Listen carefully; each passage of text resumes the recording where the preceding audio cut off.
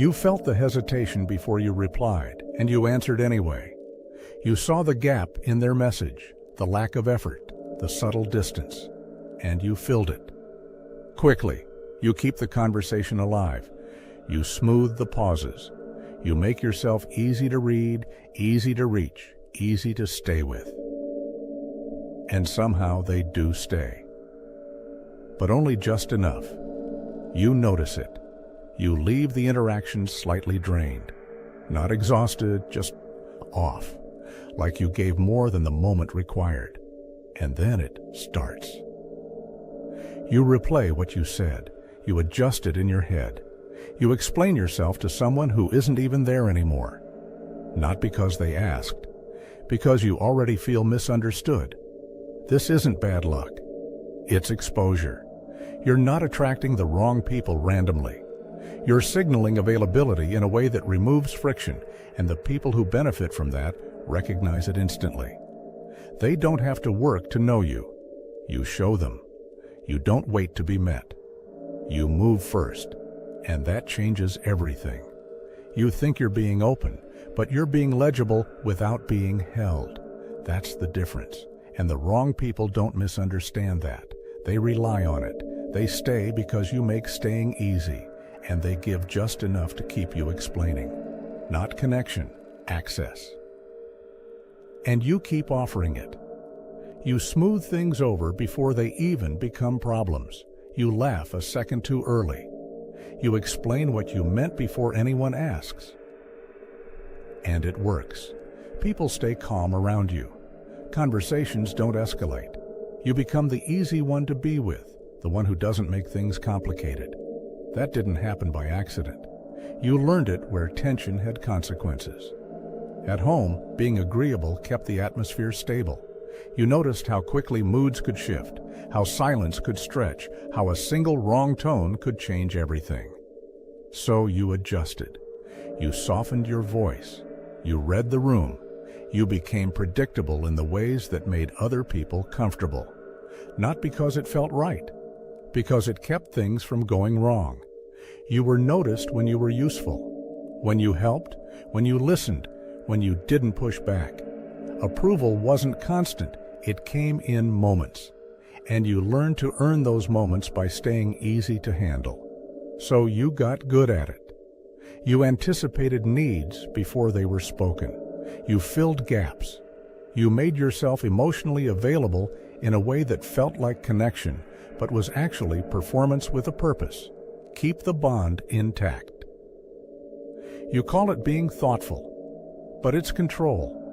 In early friendships, it followed you. You became the one who adapts, the one who says it's fine when it isn't, the one who keeps the plan alive even when you're already tired. You stayed because leaving felt heavier than adjusting, and people liked you for it. They relied on you to be the stable one, the understanding one, the one who doesn't make things harder than they need to be. You weren't chosen randomly, you were selected for how little resistance you offered. That felt like belonging, but it came with a condition. Don't disrupt the balance you worked so hard to create. You didn't notice the trade at first. You just felt needed. In past relationships, the pattern sharpened. You stayed calm when things were unclear.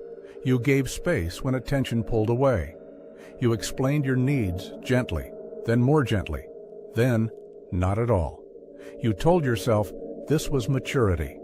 It wasn't. It was training repeating itself in a new environment. You learned that emotional effort keeps people from leaving. So you increased it when things felt unstable.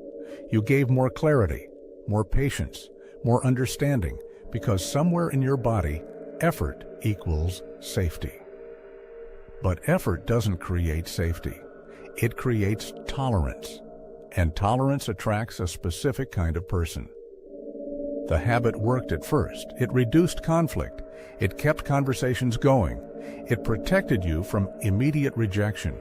It gave you a sense of control in situations that could have easily slipped away. But repetition turned it into reflex. Now you do it without thinking. You soften before you're asked. You stay longer than you want to. You make space automatically, even when no one has earned it. And that's when the pattern flips. Because the same behavior that once protected you now filters your relationships. It quietly signals who you are available for, not in theory, but in practice. You don't just meet people, you accommodate them. And the ones who benefit from that recognize it instantly, not consciously, but accurately. They feel how much they can take without resistance. They notice how quickly you adjust, how rarely you push back, how easily you stay. And they settle in. You think you're choosing them, but your behavior is choosing for you. This didn't start as a flaw. It started as a solution. A precise, intelligent response to environments where being easy was safer than being honest. But now, it's automatic. And anything automatic doesn't ask if it still makes sense. It just repeats until you start seeing what it's actually selecting for. They text you when something breaks in their life, not when it's calm. You answer anyway. You solve, suggest, stay present. And the moment they're okay again, they fade. You notice it, but you don't stop, because being needed feels like connection, even when it's one-sided. A friend goes quiet the exact week you're struggling. You type out half a message, delete it, tell yourself they're busy. When they come back, you act normal. You don't mention it. You make it easy for them to return without accountability. And that's the trade you keep making, access without cost. You're not maintaining the friendship, you're removing friction from it. A partner pulls you close for a few days, calls, attention, intensity. You feel chosen. Then you ask one direct question, something simple, something clarifying, and they withdraw. Suddenly they're overwhelmed, tired, not sure what they want. You soften immediately. You lower your tone. You say it's okay. It's not okay, but you make it survivable. So the pattern resets. They give, you open, they pull back, you adjust. You call it understanding. It's actually adaptation under pressure. You start anticipating moods. You read pauses in texts like signals. You rehearse responses before sending them. You become careful, strategic, almost fluent in emotional guesswork. And slowly you disappear from the interaction. You're still there, but only as the version that keeps things smooth. You forgive quickly, not because you've processed anything, but because holding tension feels more dangerous than losing yourself. You let things go that you haven't actually resolved, not because you're at peace, but because conflict threatens access. So every new connection begins the same way. Openness, effort, hope. You show up fully, early. You invest before there's proof. And for a moment, it feels mutual. Then the imbalance reveals itself again. You wait longer than you should. You give more than you planned. You explain things that weren't misunderstood, they were ignored. And the exhaustion isn't loud, it's quiet, accumulated. It shows up as second-guessing your reactions, as wondering if you're asking for too much, as replaying conversations to check if you were too intense, too honest, too early. You shrink your expectations to match their inconsistency, not because it feels right, because it keeps them there. And when it finally falls apart, or fades out, or just becomes too empty to ignore, you don't just feel hurt, you feel confused. Because you can point to all the effort you gave, all the patience, all the understanding, and somehow it still ends the same way. So you try again, slightly different, slightly more careful. But the structure hasn't changed. You're still the one who adjusts first. You're still the one who holds more. You're still the one who stays longer than the evidence supports. And deep down, you recognize the ending long before it arrives. You just don't act on it. You feel the shift the moment someone pulls back. They take longer to reply. their tone flattens. Something becomes uncertain. And instead of stepping away, you lean in. You check your last message. You adjust your next one.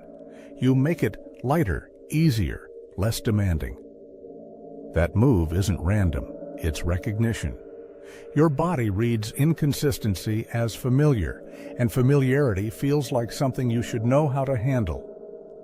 So you stay. Not because it feels good, but because it feels known.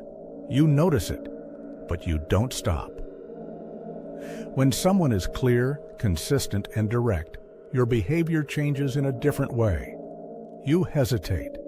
You reread their messages, not to decode distance, but to find your place in something that doesn't need fixing. And that's where it gets uncomfortable, because steady attention doesn't give you anything to manage.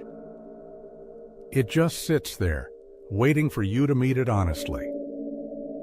And that feels more exposing than chasing someone who keeps slipping away. It's not stability that scares you. It's what stability demands. You don't get to perform clarity. You have to be clear. So you drift back to what activates you. You respond faster to unpredictability. You feel more engaged when something is slightly out of reach. You call it chemistry. But your body isn't responding to connection. It's responding to a pattern it already understands. It's not attraction, it's memory. There's a split in how you move through this. One part of you wants closeness, real, grounded, mutual. The other part stays busy adjusting, reading cues, shaping itself in real time to avoid losing the connection. You say you want honesty, but you edit yourself mid-sentence. You say you value consistency, but you feel more alive when things are uncertain. You say you're tired of the same outcome, but your behavior keeps aligning with the same beginning. That contradiction isn't confusion, it's coordination. You're not choosing people based on what you say you want. You're choosing based on what your system recognizes fastest. And it recognizes fluctuation as something you can survive. Consistency doesn't give you a role to play. It asks you to show up without a script. And that's where you stall. Because if you're fully seen, without adjusting, without anticipating, you lose control over how you're received. So you gravitate toward people who keep you slightly off balance. There, you can stay in motion. There, you don't have to be fully known. You don't trust what comes easy. You trust what you've practiced enduring. And that's the mechanism. Not low standards, not bad luck. A nervous system that keeps scanning for something it already survived and calling it home. You think you're searching for the right person, but your body is filtering for the familiar one, and it finds them every time. Until something interrupts it. You feel the shift in their tone, and you immediately soften yours. You add an extra sentence. You clarify what you meant. You make sure there's no way they could misunderstand you. That's not communication. That's preemptive repair. You're not trying to be understood. You're trying to stay. So you explain more. You send longer messages. You give context they didn't ask for, hoping clarity will finally make them show up differently. It doesn't. Because the kind of person who benefits from your over-explaining isn't confused in the first place. They're comfortable letting you do the work. You notice it, but you keep going. Then you become nicer, more accommodating. You lower your tone, your needs, your reactions. You laugh things off that didn't feel right. You let small things slide before they become a problem. That's not kindness. That's negotiation without terms. You're teaching them how little resistance they'll face. And they learn quickly, not because they value you, because you're easy to continue with. You call it patience. It isn't. It's fear of interruption. So you give more chances. One more conversation, one more benefit of the doubt. One more reset where you decide to be understanding. But every extra chance isn't generosity. It's data. You're showing them the pattern. Nothing they do disqualifies them, and they adjust accordingly. You think you're being fair, you're being predictable, then you lower your expectations. Quietly, internally, you stop asking for consistency. You stop expecting effort. You tell yourself, maybe this is just how they are. No, this is how they are with you, because you stayed through less. That's the part you avoid. You didn't accept reality. You adapted to it. And adaptation here looks like self-erasure. You even try moving faster sometimes. You open up early. You show depth, vulnerability, availability, hoping that if they see the full version of you, they'll rise to meet it. They don't. They consume it. Because speed doesn't create depth. It removes friction. And without friction, there's no reason for them to invest. You're not building connection. You're removing the need for effort. Then comes the quiet belief underneath all of it. If you just do this right, say it better, be calmer, be more understanding, they will treat you better. They won't, because better treatment isn't a reward for effort. It's a reflection of standards met early. Not because you didn't try hard enough, because you tried in the wrong direction. Wrong people are not confused by your kindness. They are enabled by it. They don't sit there wondering how to meet you. They notice how far they don't have to, and you keep making it easier. This is where it flips. The problem was never that you give. It's that you give before you evaluate. You offer access before you see behavior. You invest before you see consistency. That's not generosity. That's exposure, and the people you called the wrong ones are simply the ones who recognize it first. They don't break your pattern, they follow it. And they're very, very good at staying exactly where you allow them to. You feel that familiar pull in your chest, and this time, you don't move toward it. You notice the inconsistency, and instead of explaining it away, you pause. You read the message, and don't rush to respond. Something in you wants to fix the silence, but you let it sit. That's the shift. You stop calling discomfort chemistry. You start calling it what it is, instability. And instead of leaning in, you observe. You notice it, the late replies, the half answers, the way you start performing again. And for the first time, you don't adjust yourself to keep them. Not because you've become cold, but because you've stopped abandoning your own center to stay connected. You don't chase clarity anymore. You measure consistency. And that changes everything. Because the people who relied on your flexibility begin to fade. They don't argue. They don't fight to stay. They just stop. Not because you lost them, but because they can't use you the same way. That's the part you used to fear. But you watch it happen now without interfering. You don't over-explain. You don't soften your boundaries. You don't translate yourself into something easier to accept. And suddenly, there's space. Not filled with intensity, not filled with confusion, just quiet. You thought love would feel like effort. It doesn't. You thought connection required constant adjustment. It doesn't. You thought being chosen meant being needed. It doesn't. And the ones who stay, they don't need decoding. They don't create questions you have to answer alone. They meet you without requiring you to shrink, stretch, or perform. And the absence of chaos feels unfamiliar at first, almost boring. But you don't mistake that anymore. Because you've learned something precise. It's not a spark you're looking for. It's stability you can trust. And once you see that, you can't unsee it.